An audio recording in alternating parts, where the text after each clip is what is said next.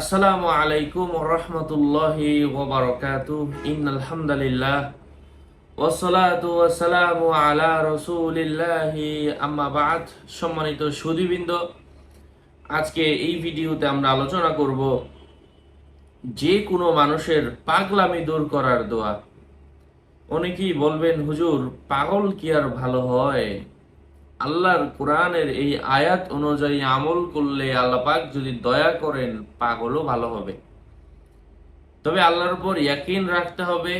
অথবা অনেকে আছে প্রকৃতপক্ষে পাগল, তাদের জন্য চাইলে আপনি এই আমলটা করতে পারেন। অথবা যারা প্রকৃতপক্ষে পাগল না কিন্তু পাগলের ভান করতেছে, তাদের জন্য এই আমলটা আপনি করতে পারেন। ঠিক আপনার বাচ্চা আছে যে পাগল পাগলের মতো, আপনার স্বামী, আপনার সন্তান, আপনার পরি হ্যাঁ, আপনার প্রতিবেশী অথবা আপনার কাজিন, অনেকেই থাকতে পারে যারা পাগলামি করতে থাকে অথবা আপনার সাথে উগ্র মেজাজে কথা বলতে থাকে। তাদের জন্য চাইলে আপনি এই আমলটা করতে পারেন। সম্মানিত প্রিয় উপস্থিত বৃন্দ, সেই আমলটা আজকে শেয়ার করব। সাথে আছি আমি মুফতি জুবায়ের বিন ইমাম। আমি প্রত্যেক ভিডিওতেই বলি, ভেরিফাই চ্যানেলের ডিসক্রিপশন বক্সে ক্লিক করলে পেজ এবং আইডি লিংক আসবে। এর বাহিরে আলাদা অন্য কোনো পেজ নেই, আইডি নেই, ইমো নেই, হোয়াটসঅ্যাপ নেই, টিকটক নেই। নাম ছবি দেখে বিভ্রান্ত হওয়া যাবে না। প্রত্যেক ভিডিওতে আলাদা আমি সাবধান করি, সতর্ক করি।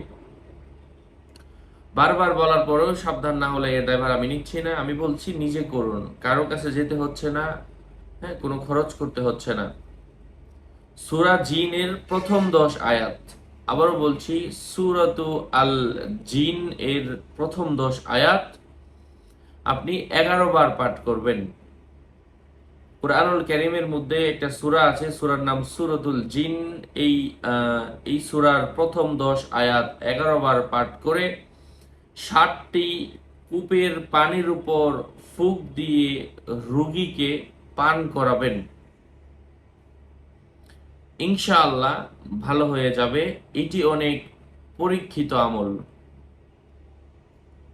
সূরা জিনের প্রথম 10 আয়াত, 60টি কূপ থেকে অথবা 60টি নদী থেকে আপনি অল্প অল্প করে কিছু পানি সংগ্রহ করবেন এবং ওই সংগ্রহিত পানির মধ্যে সূরা জিনের প্রথম 10 আয়াত, প্রথম 10 আয়াত 11 বার পাঠ করে 11 বার ফু দিয়ে ওইটা ওই ব্যক্তিকে খাওয়াবেন। ইনশাআল্লাহ সে ভালো হয়ে যাবে। দ্বিতীয়ত আরেকটা উপায় আছে, সূরাতু আন-নাস, সূরাতু আল ফালাক।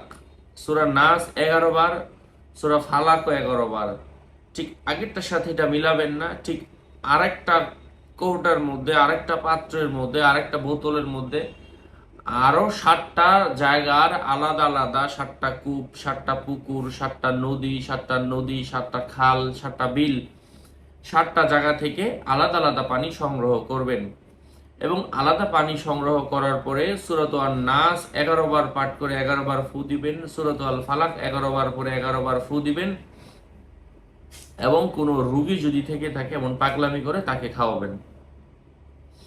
অথবা চাইলে তার জন্য সূরা জিনের প্রথম 10 আয়াত 11 বার পরে ফু দিয়ে তারে খাওয়াতে পারেন। এবং দ্বিতীয়ত যেটা বললাম, এটা আবার আলাদা আরেকটা আমল, এটাও তাকে করতে পারেন, তবে দুইটা আলাদা আলাদা করবেন। একই পানির মধ্যে দুইটা আয়াত একসাথে করবেন না। আল্লাহ পাক আমাদেরকে ধৈর্য ধরে ইয়াকিনের সাথে, ইখলাসের সাথে বেশি বেশি পরিমাণের এই আমলগুলো করার তৌফিক দান করেন। আরও আপডেট পেতে সাথেই থাকবেন। সকলের মঙ্গল, সুস্বাস্থ্য, দীর্ঘায়ু কামনা করে এখানেই শেষ করছি। দেখা হবে অন্য কোনো এপিসোডে। আগামী এপিসোড আসার আগ পর্যন্ত সবাই সুস্থ থাকবেন, ভালো থাকবেন। আর এই জাতীয় কিতাব যাদের প্রয়োজন, এই কিতাবের মধ্যে আমার 16,000 ভিডিওতেই বলা আছে। এই কিতাবের মধ্যে বিভিন্ন আমল, দোয়া, রুকায়া, তাওয়িজ সবকিছু আছে। 16,000 ভিডিওতে যা যা আছে সবকিছু পাবেন। যাদের প্রয়োজন আমার সাথে কথা বলে নিয়ে নেবেন। 01908183699। আর ভিডিওতে আমি আয়াতগুলো আর কি বলবো, কোরআন খুলে আপনারা দেখে নেবেন। আসসালামু আলাইকুম ওয়া রাহমাতুল্লাহি ওয়া বারাকাতুহু।